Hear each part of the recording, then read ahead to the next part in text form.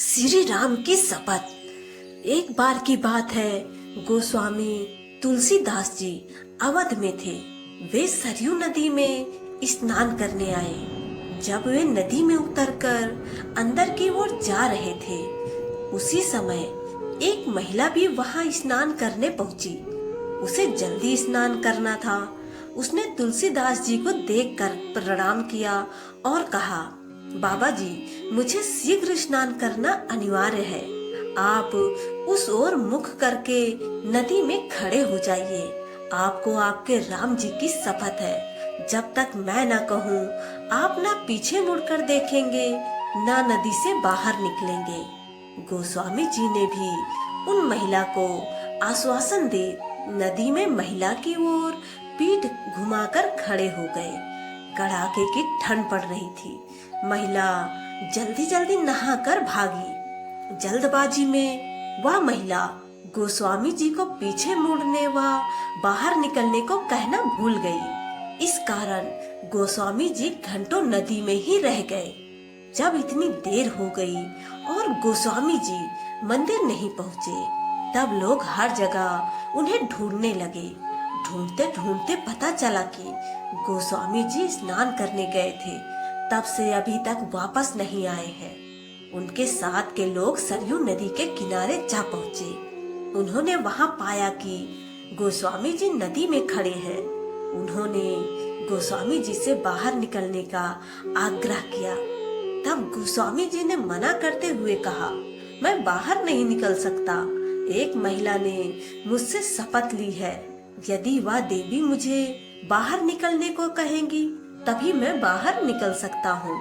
तुलसीदास जी की बात सुनकर सभी लोग हैरान हो गए। धीरे धीरे यह बात राजा के पास पहुँच गई। राजा कुछ समझ नहीं पाए। वह शीघ्र ही गोस्वामी जी के पास पहुँचे। राजा ने गोस्वामी जी से बाहर निकलने की विनती करते हुए कहा, किसी व्यक्ति की शपथ के कारण इस कड़ाके की ठंड में नदी में खड़े रहना स्वास्थ्य के लिए सही नहीं है।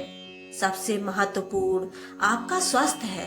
परंतु गोस्वामी जी ने उन्हें मना करते हुए बताया कि मेरे से कहीं अधिक मेरे प्रभु का नाम महत्वपूर्ण है।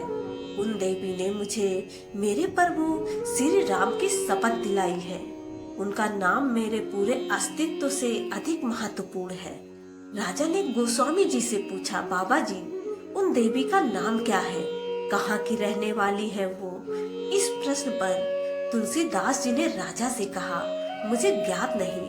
तब राजा ने पूरे अवध में ढोल बजवा के उन महिला को शीघ्र सरयू नदी के तीर पर उपस्थित होकर गोस्वामी जी को शपथ मुक्त करने का आदेश दिया।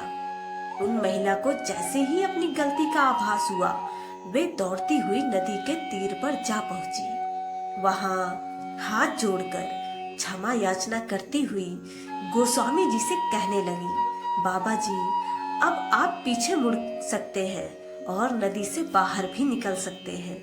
फिर कहने लगी, हे बाबा जी, मुझसे बड़ा अपराध हुआ। मैं दंड की भागी हूँ।